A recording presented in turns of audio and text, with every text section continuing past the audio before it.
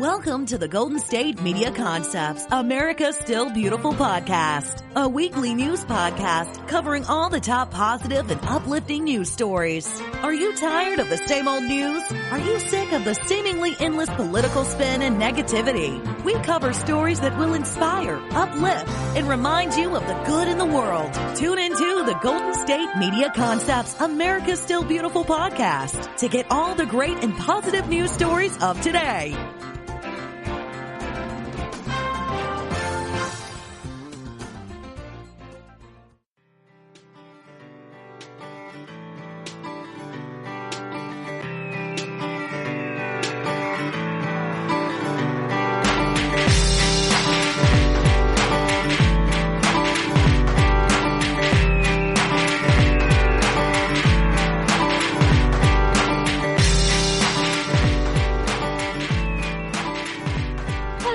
Welcome to GSMC, America's Still Beautiful podcast, brought to you by the GSMC Podcast Network. I am your host, Alyssa Jo, and for today's episode, I'm going to start with a story about 4 teenage boys who have been hailed as heroes.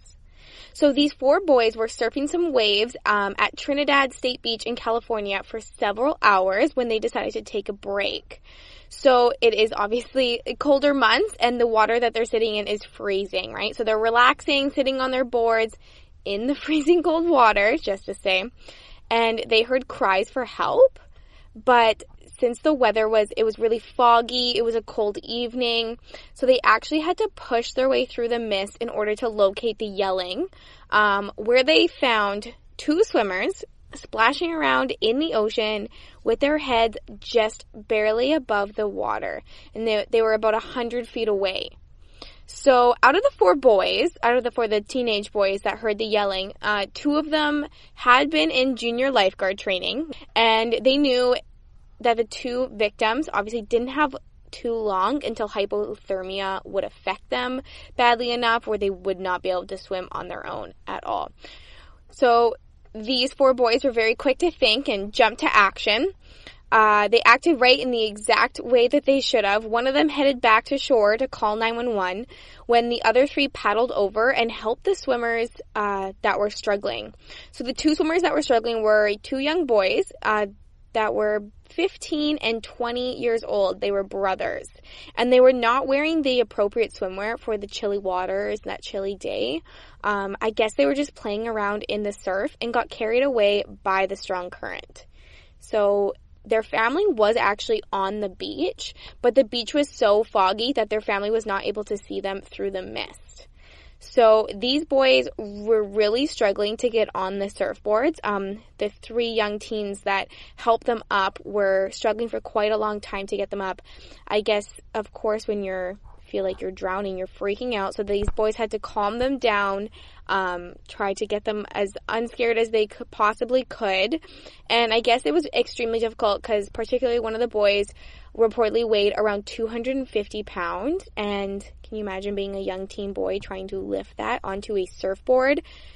You know, that's a lot of weight to lift up onto a surfboard, especially when you're panicking. But they did do it. They were able to get them to the shore. And then being out in those waters without a wetsuit is like taking an ice bath. So, of course, these 2 boys that were struggling were absolutely freezing.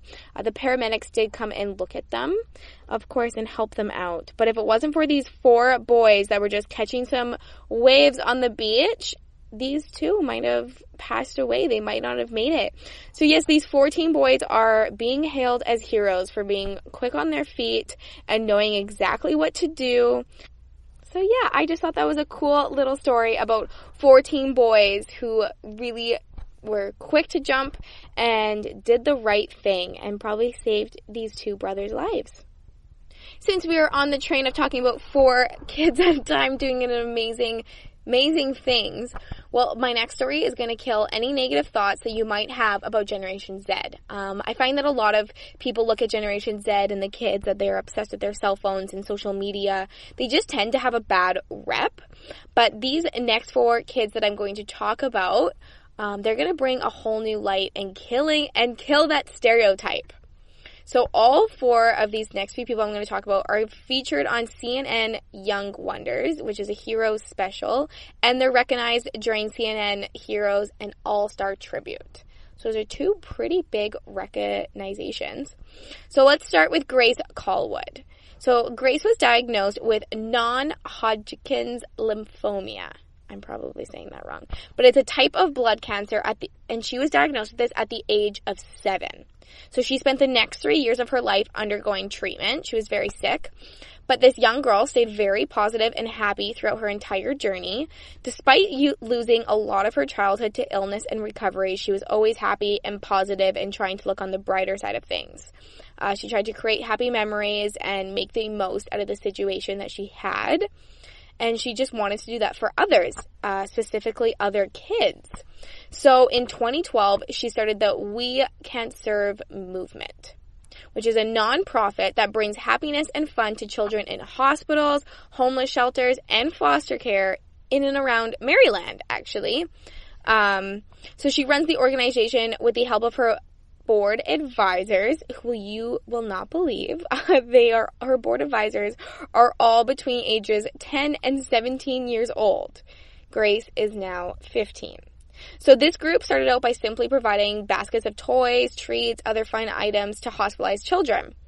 But since then, it has completely expanded. There's a lot more going on. They actually have created a summer camp now for homeless children and a boutique that provides a fun shopping experience for teen girls in foster care, which I think is 2 pretty cool, unique things to help out. This young girls organization has helped over 20,000 children. At 15 years old, and she's helped 20,000 children all on her own with, of course, her young board advisors. I think it's pretty cool that a bunch of young kids came together and have been making such a big difference. So now the next one I'm going to talk about is Jemima Browning. So she is a swimmer, and she swam competitively throughout her teen years. She absolutely fell in love with the sport. It's what she grew up doing. She absolutely loved it, spent all of her time. But she realized that her young brother, who has Down syndrome, didn't have the same opportunities as she did. So now she is 18 years old, but she created the Taskcaster Stingrays, which is an inclusive swim squad for young people with intellectual and development disabilities.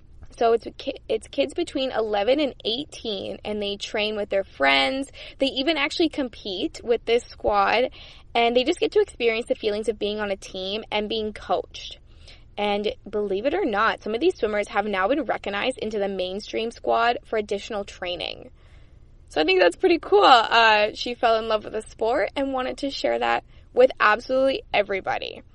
Now, Bradley Ferguson grew up in Atlantic City, where he learned about the economic impact on his community after a few casinos in his town closed. He became aware of homelessness and food insecurity that people in his community were suffering with. So all the way back in 2014, Bradley wanted to help local veterans. That was his goal. So that's when he took his action plan and talked with his 7th grade teacher at the time. Her name is Mary Ann Devine, who created a service project to help nearby American Legion post in New Jersey, but that needed repair.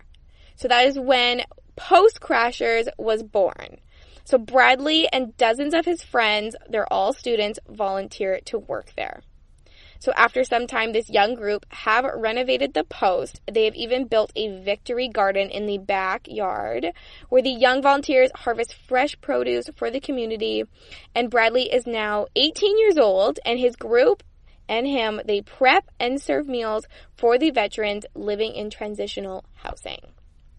So now, to sum up this amazing young boy, he has raised thousands of dollars in grant money, he's donated countless meals to veterans, and begged lunches for local shelters. Pretty freaking cool. Now my next one, last but not least, his name is Jaquil Jackson. This young boy started giving back to his community at a very, very young age. When he was just 5 years old, he was distributing food to the homeless in Chicago with his aunt and cousins.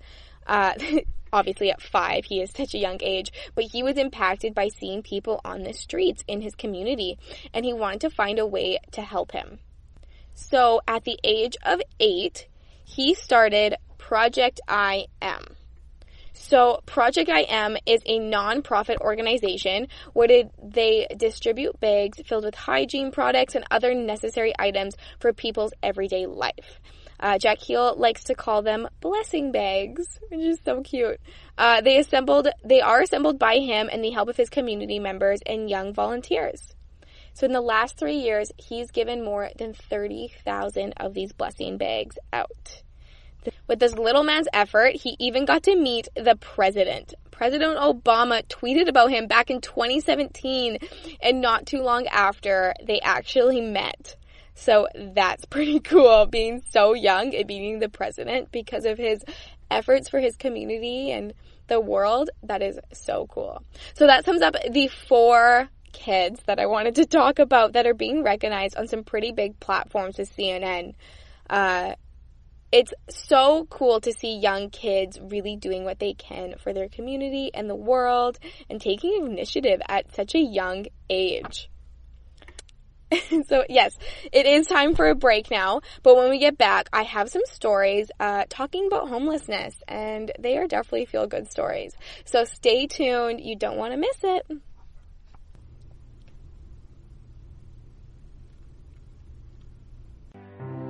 The GSMC Life and Happiness Podcast takes you on a journey of exploration. We'll discuss tried and true methods alongside the latest trends of how to best live your life to its fullest and happiest. From psychology to meditation, science to self-help books, the GSMC Life and Happiness Podcast will help you to discover what makes you happy and how you can live life being the best you possible. Download the GSMC Life and Happiness Podcast on iTunes, Stitcher, SoundCloud, Google Play, or anywhere you find podcasts. Just type GSMC in the search bar.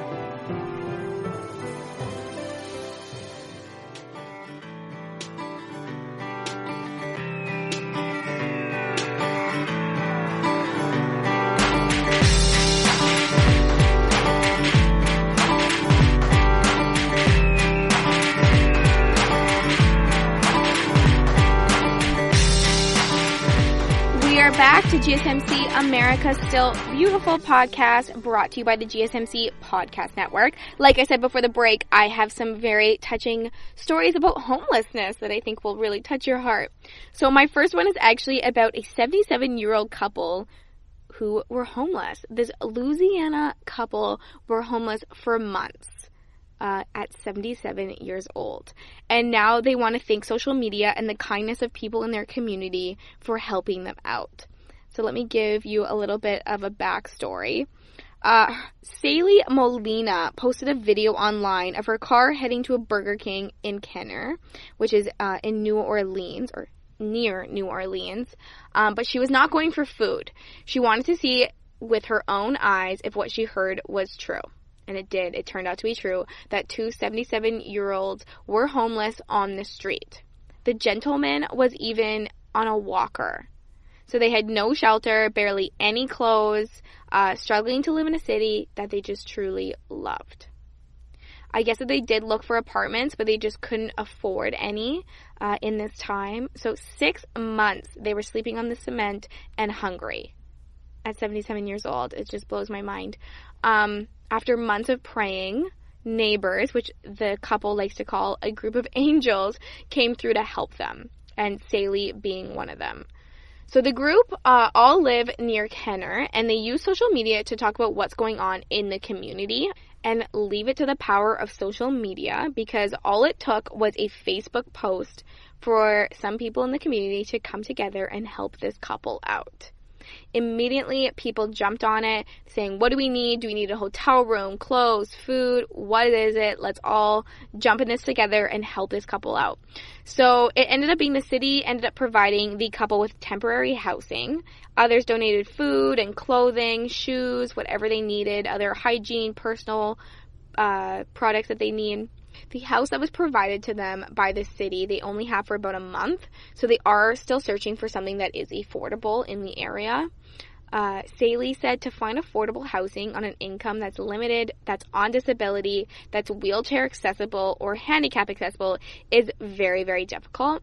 But this couple have faith that their forever home will come just in time But until then, they're just so grateful for their new Kenner family. Everyone made the couple feel very happy, and they felt a sense of family with this community. I just think that is so sweet for everyone. You know, it truly is the power of social media. One simple Facebook post or whatever it is, Instagram post, can really get people into action. It's crazy how we can do that at the tip of our fingers just by typing something on our phone or on our computer, and all of a sudden a community comes together to help people in need. I do have another story that touches on homelessness, but it is a very sweet story for you. So maybe you have heard of Nomad Donuts in the North Park, San Diego. Owners Brad Kyler and his surfing buddy Cameron Corley own this donut shop. They opened it about 5 years ago, and nearly 1,000 people have written reviews about the shop on Yelp. Most of the comments have been very positive, but of course there is always a little bit of negative comments on things, and there was one negative comment that was 1 star, and it triggered Brad to have a big-hearted response about 5 days later after the comment was posted. The review has now been removed, but basically it came down on Nomad, the donut shop, for allowing a homeless man to set up camp along the shop's wall on the west side for the past year, which, quote the review, it says, really makes me feel great about spending $5 on a jelly donut. I don't have the rest of the review because it was deleted, but Brad thought about that comment for a few days before responding. He really let it sink in and really took the time to think about it and how to respond properly. So on Yelp, you can either respond publicly or privately to the person that left a review, but Brad decided to do it publicly, and it's actually gotten a lot of attention. It has completely blown up on social media, of course, like everything these days. But the blow up on social media has really made a difference. So he wanted his customers and his employees to know that his homeless customers, like the one that is camped outside, his name is Ray Taylor, he wanted them to know that his homeless customers deserve the same respect as everyone else in North Park. So this is what he wrote. I understand how you feel, and it's not easy to look at. I know I probably lose some business, possibly yours as well, because of my choice not to chase him away. But I won't. He's not looking for handouts, and he tries not to bother anyone. If you stop and talk to him, maybe you'll come to like him too. People began to share his response, and it blew up on social media, like I said, of course, and the story has completely gone viral. Brad has actually been contacted by friends and strangers from Canada, the Philippines, Ireland, Netherlands, South Africa, and dozens of new customers that visited the shop in show of support. And so a lot of them asked how they could help. This is when Brad decided to start a GoFundMe page account for Ray Taylor, and it has actually raised more than $2,000. To which Ray has, of course, shown his overwhelmed with gratitude by the response from people, because he's so used to being treated poorly or just completely ignored, seen as invisible by people walking by. At first, he was self-conscious about it because he didn't know how people would react, but now everyone is coming up and talking to him, showing their respect, asking about his story. So I thought I would give a little bit of a background information about Mr. Ray Taylor. So he was actually born and raised not far away from North Park. He lived a modest but comfortable life working in electronics assembly and as a delivery man and handyman. But unfortunately, in 2007, he invested his savings into a startup company aimed at making fuel-efficient towing vehicles. But it failed.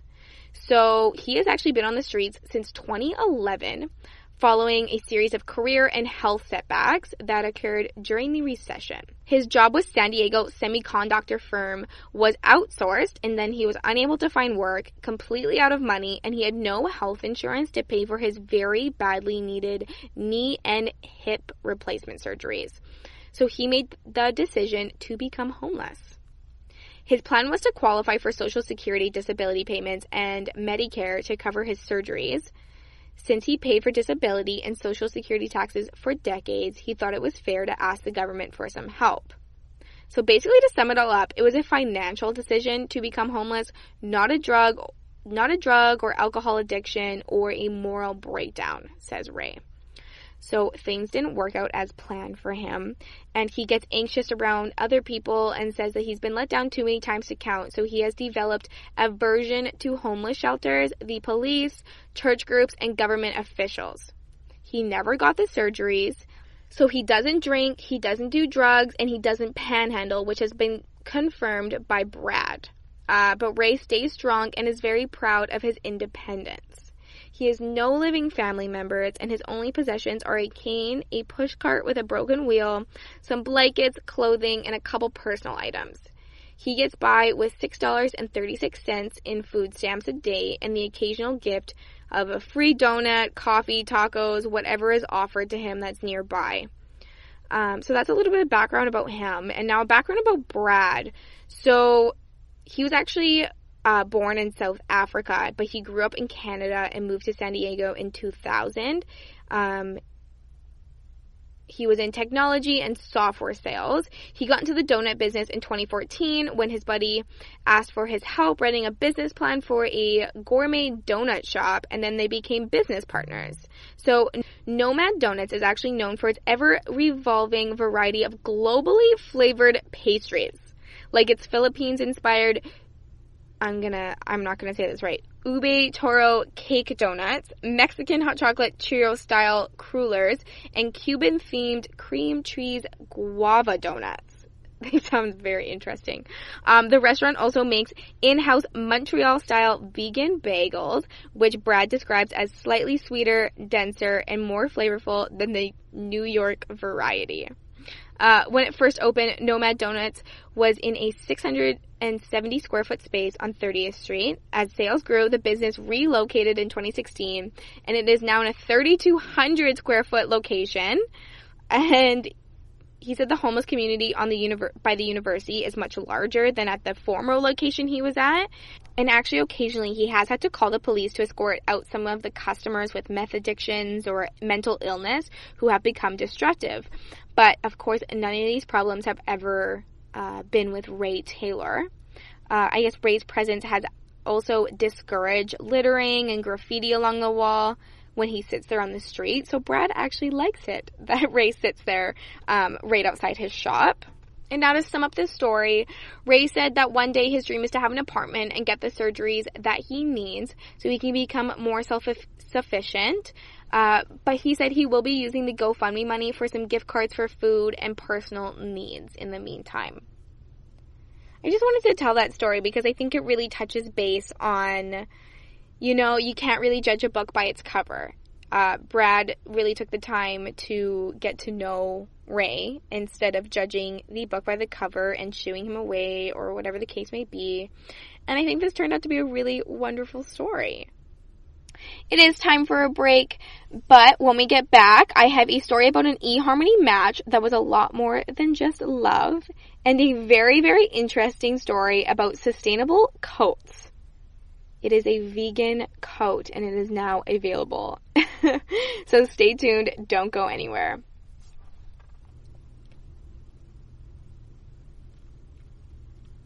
Tired of searching the vast jungle of podcasts? Now listen close and hear this out. There's a podcast network that covers just about everything that you've been searching. Hey! The Golden State Media Concepts Podcast Network is here.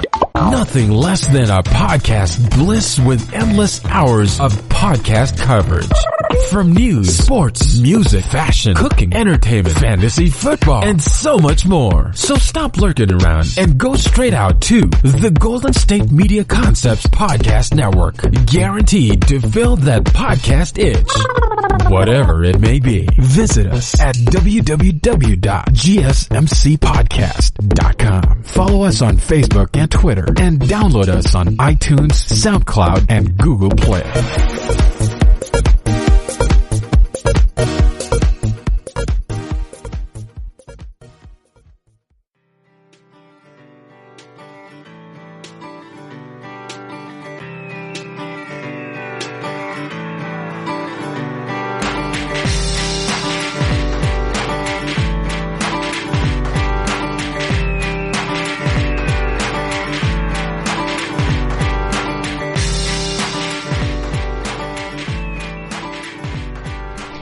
are back to GSMC America Still Beautiful podcast. Like promised, I do have a story about an eHarmony match that was a lot more than love, and I mean that. So when two people took to eHarmony to find love, they had no idea what else they would truly find.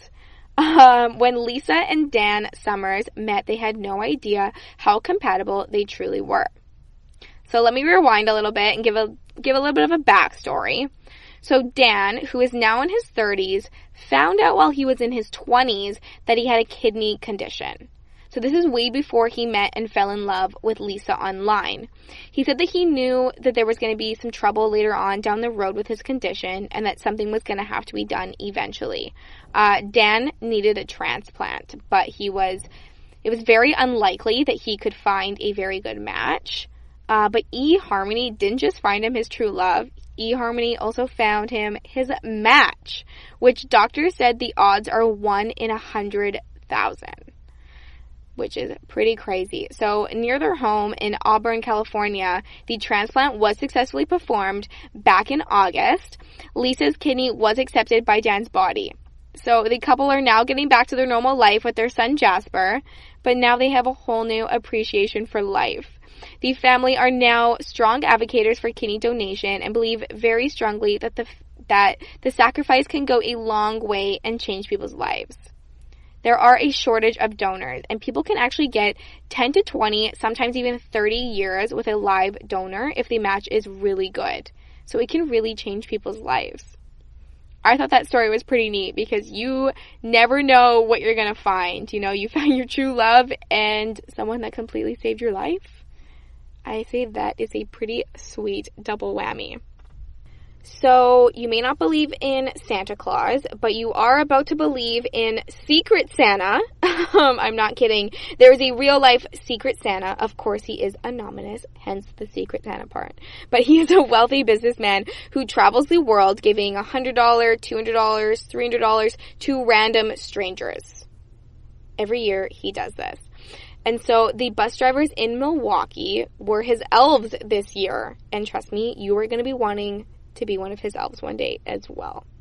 Usually, Secret Santa finds his targets in thrift stores, but this year was a little bit different. He recruited elves from the Milwaukee County transit system because he knows the drivers are always doing kind deeds, whether it's stopping the bus to fetch a pair of lost children's shoes, helping a turtle cross the street, or rescuing a child out wandering alone.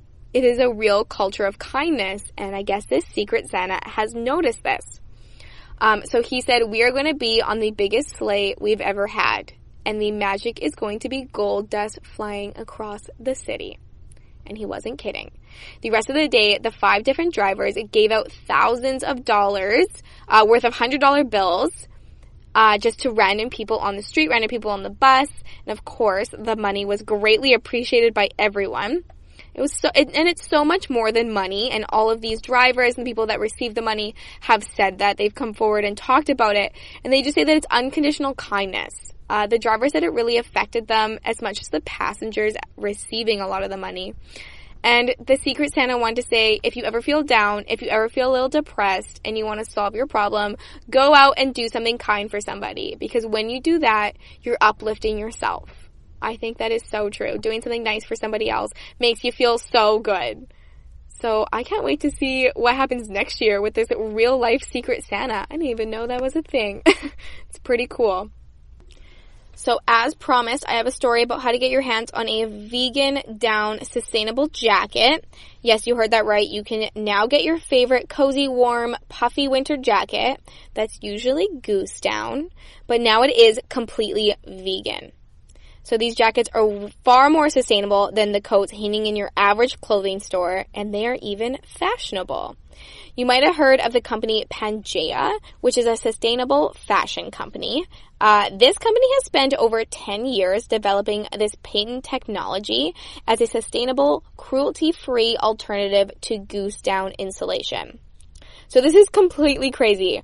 Rather than being stuffed with plastic materials and animal-derived fillings, these flower down jackets are filled with wild flowers that have been sourced from restoration projects, helping to support butterfly species. How freaking cool is that? So this vegan coat is filled with fully biodegradable material. So it's actually insulated and waterproof, but still breathable. So this is a quote from the company. It says, "The wildflowers we source are from areas which contribute to habitat restoration. The aerogel is reportedly made out of 85% recycled paper and several other renewable, non-toxic, and biodegradable materials." And this is actually the world's first green aerogel. It cannot be named as an entirely plastic-free, since the outer layer of the jacket and the lining are made out of nylon and polyester. But the company Pangea says all their plastics are made from recycled materials in order to maintain a zero waste production cycle. So that's pretty cool. 10 years to figure out this technology. The regular size coats are currently being sold on their website for $550 each. I mean, I guess if it's completely vegan, it must be great quality. You're doing good for the environment. $550 on their website. Now, grab your binoculars if you're one of the lucky people living on the east coast of the United States. So the last full moon of the decade is taking place this week. Today, to be exact. Well, if you're listening to this on December 12th. And it actually rises at 12:12. So that is 12:12 at 12:12. So December 12th, the 12th month, obviously. And it rises at 12:12. Isn't that freaky? I think that is so freaky. Stargazers all over the world will be able to catch a glimpse of the moonrise. But the full illumination will take place at a less superstitious time than 12:12. But if you're in the central U.S. time zone, you can still catch the moonrise at 11:12 on December 11th, which makes for a palindromic timestamp. This moon has been called the long night's moon or the cold moon because it occurs in the winter in December, usually proceeds to the start of the winter on the 21st. Of course, meaning that the nights will start getting longer and colder, and the moon will sit above the horizon for a longer period of time. So I hope you're listening to this on December 12th, so you can plan to grab your binoculars, if you can, if you're in the right place, to see the last full moon of the decade. So I'm going to leave you on that note, and that is all the great stories that I have for you today. As always, thank you so much for listening to GSMC America's Still Beautiful podcast, brought to you by the GSMC Podcast Network. I am your host, Alyssa Jo. Don't forget to hit that subscribe button, like and follow us on social media, and leave a 5-star review. I already look forward to sharing more great stories with you next time. Thank you. You've been listening to the Golden State Media Concepts, America's Still Beautiful podcast, part of the GSMC Podcast Network. You can find this show and others like it at www.gsmcpodcast.com. Download our podcasts on iTunes, Stitcher, SoundCloud, Google Play, or anywhere you find podcasts. Just type in GSMC to find all of our shows. From the GSMC Podcast Network, from social media news to marketing news, and even weird news, the GSMC Podcast Network has you covered. You can also follow us on Twitter and Facebook. Thank you, and we hope you have enjoyed today's episode of the Golden State Media Concepts, America's Still Beautiful podcast.